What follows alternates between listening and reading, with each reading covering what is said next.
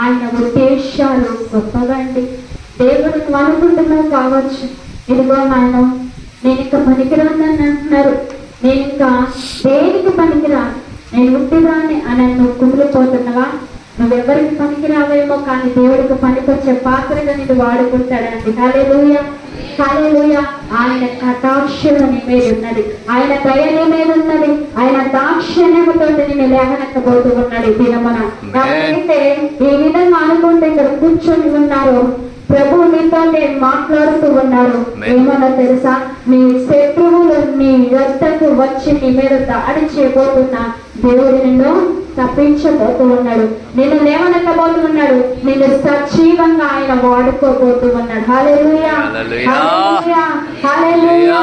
వారు నీ మీద అబద్ధములు మాట్లాడినా, నీ మీద ఎన్ని నిందలేసినా, ఎన్ని అవమానాలు నీకు కలగజేసినా, వారు